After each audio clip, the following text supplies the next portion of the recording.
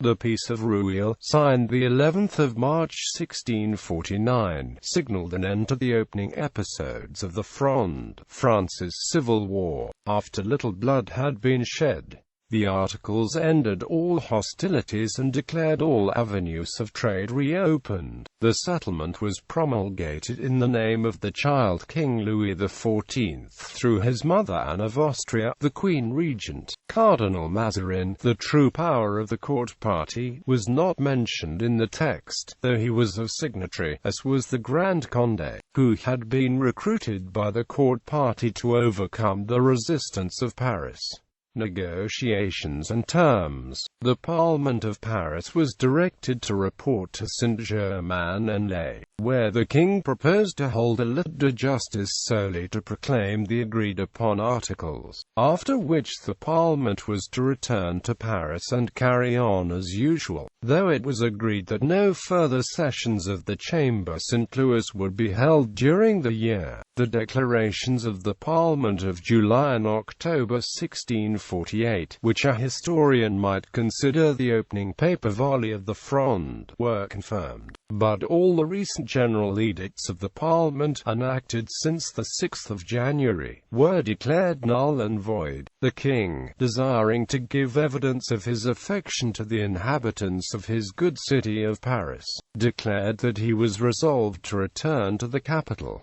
The lettres de cachet issued in the king's name were likewise nullified. The war of words was thereby retracted on both sides. Troops raised by the Parliament were to be disbanded and the king's to be returned to the customary garrisons. The Bastille and the Paris arsenal, which had been seized by the forces of the Parliament, were to be returned to royal control. As for the envoy from the Archduke Leopold, Philip IV, a representative in the Spanish Netherlands, who was offering Habsburg aid, poised to invade the north of France as a result of negotiations on the part of the Prince de Conti. He was to be sent away from Paris without a response from the Parliament. Conti, a prince of the blood who was at the head of the noble faction that still claimed to represent the Parlement de Paris, was pardoned, as well as all those others who had taken part. All were to be free of prosecution for the rolls, if they would declare for the settlement within 4 days.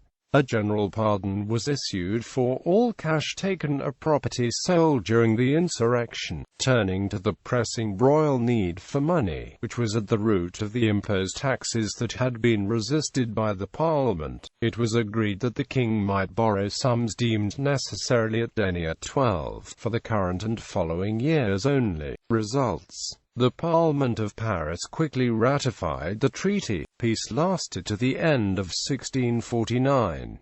The princes returned to court, renewing their intrigues against Mazarin and gaining the support of the Grand Condé. Mazarin, having privately established the support of the party of Gaston, Duke of Orléans, the king's uncle, and with Jean-François Paul de Gondi, Cardinal de Retz and the Duchess de Chevreuse behind him, suddenly arrested Condé, his brother the Prince de Conti and the brother-in-law the Duc de Longueville, January 14, 1650, precipitating the next phase of the Fronde. The Fronde's nobles,